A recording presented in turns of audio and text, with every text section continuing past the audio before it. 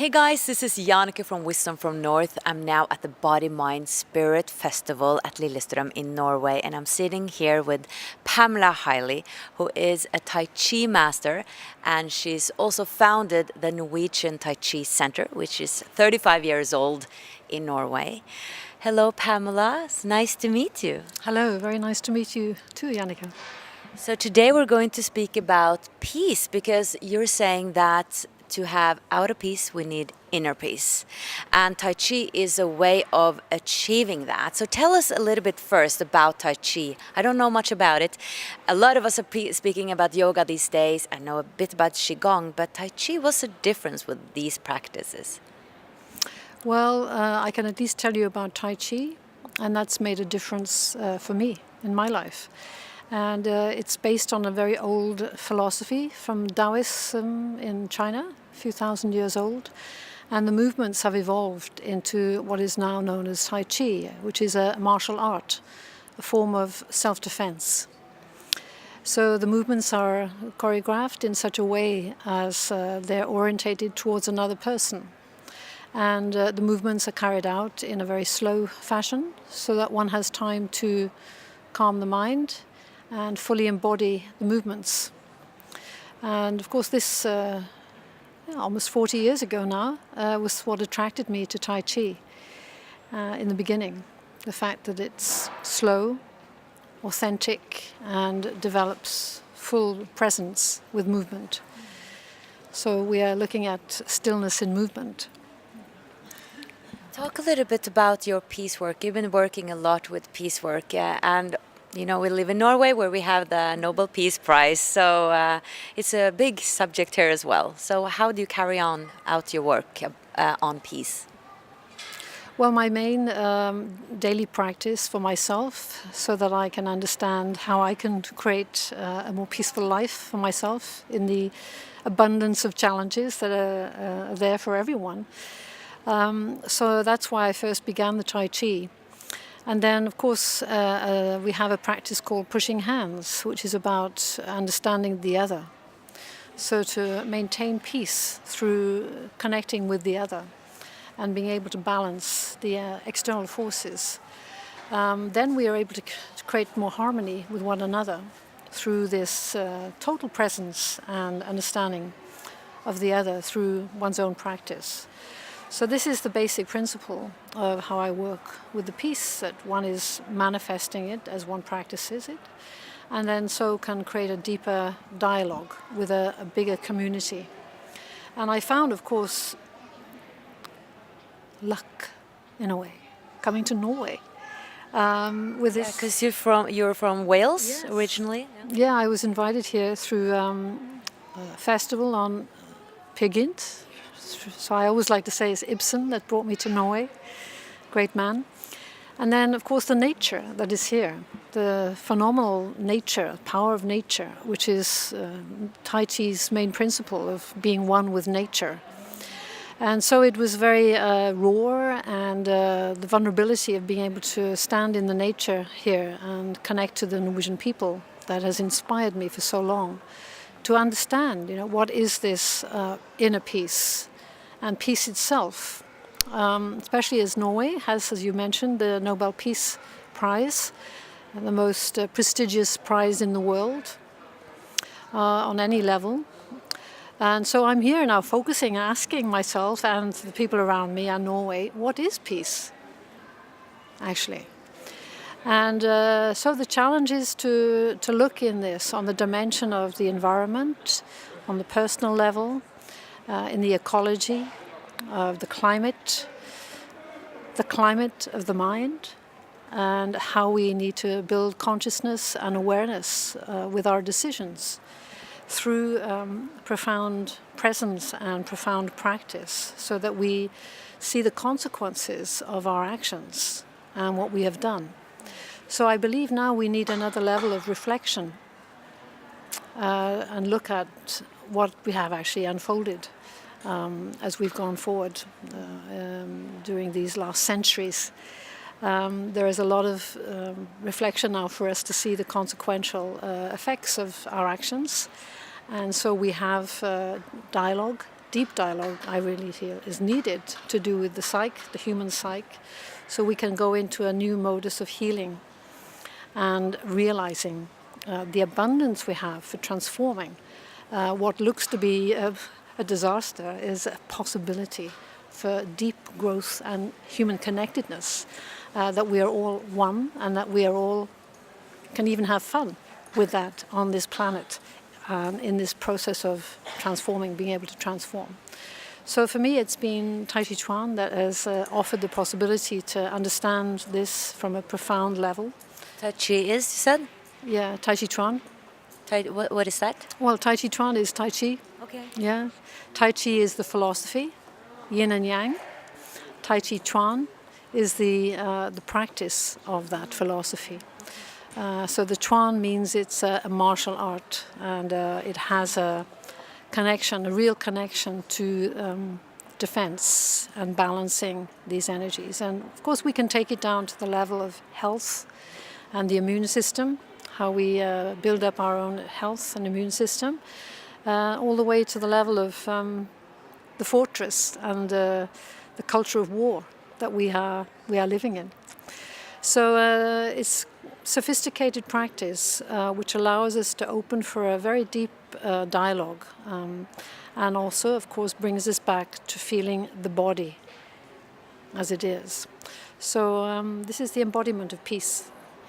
Still, I'm thinking, I really believe what you're saying, that to create outer peace we need inner peace, but it seems like it's a faster way to create peace is to act externally, to what do you say, slukke branner, put out the fires, because internal peace seems such a quantum leap. Because do you have 100% internal peace? Well, the challenge is that possible? It's a good question. Is stillness possible when the movement of the universe is constant? Is silence possible? No. There is always something. Silence itself is loud, because it resounds everything that is. So that's why we need to take what that is to a deeper level of dialogue. And I was very blessed and lucky to meet Professor Arne Næss, who was an ecologist and coined the term deep ecology. And we had the last 10 years of his life where I was able to have close contact and to try to bring the awareness of Taoism into how that can manifest the message that the environment, nature, is giving us at this time. So we cannot be separate from the environment. We cannot be separate from external or internal actions. It is one and the same thing. And so we have to see that my inner peace is as good as what I see before me. So there is no real separation between this inner and outer peace. But the way to balance this inner and outer is by having a higher consciousness of what our actions, which have an external manifestation, have. So I can't find a quicker way of putting out the fire than calming my mind, at least. Mm-hmm. Yes. How do you think we can get this across, like these thoughts, like to to the leaders on top who really have influence?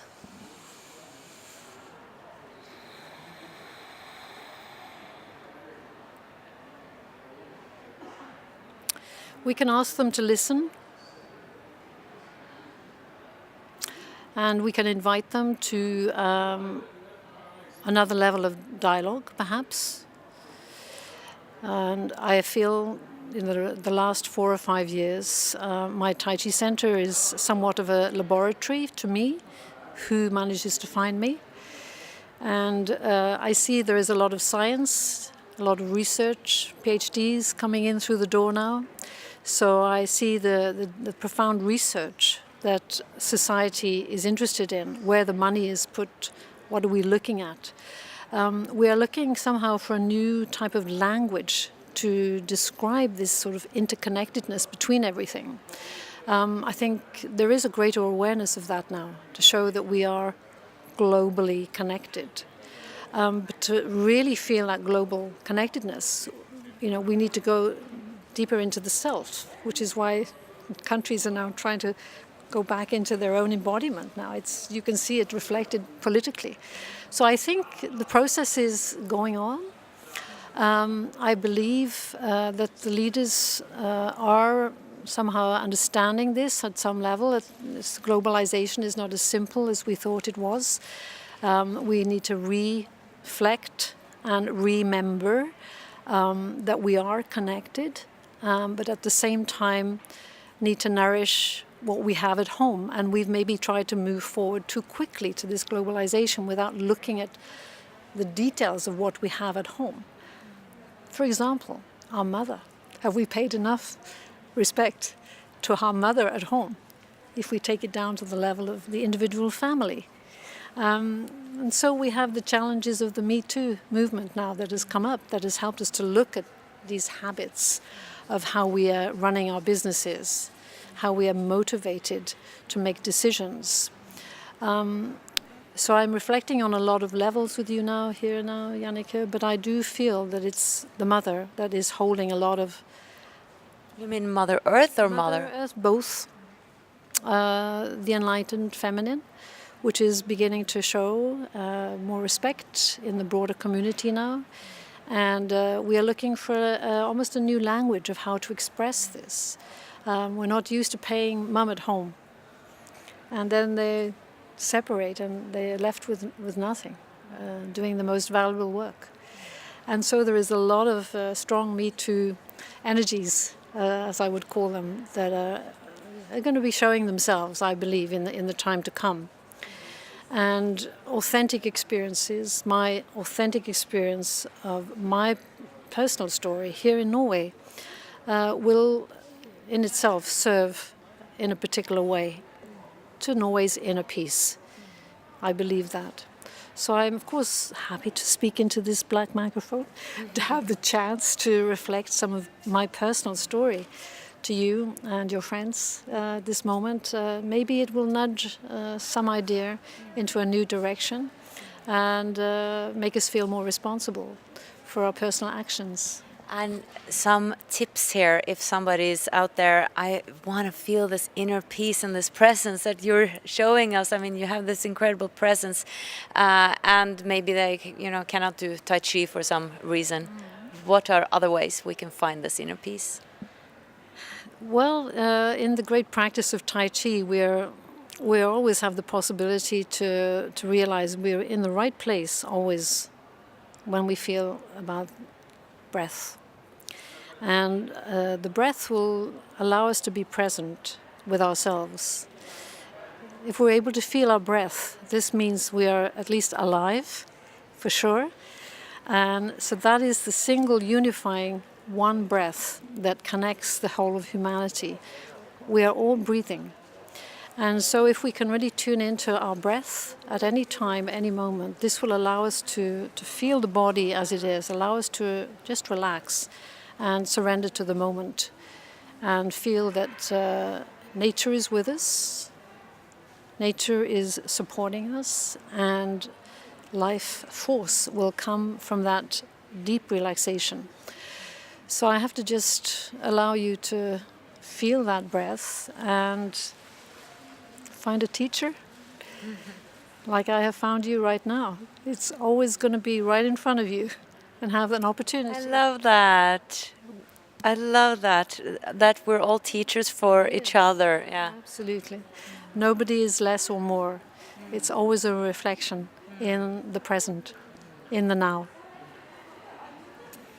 That's an important perspective. Thank you so much for what you shared today, and all the best with your wonderful work. Thank you. It's been a pleasure. And thank you for watching, guys. Much light from Lillestrøm in Norway. Bye!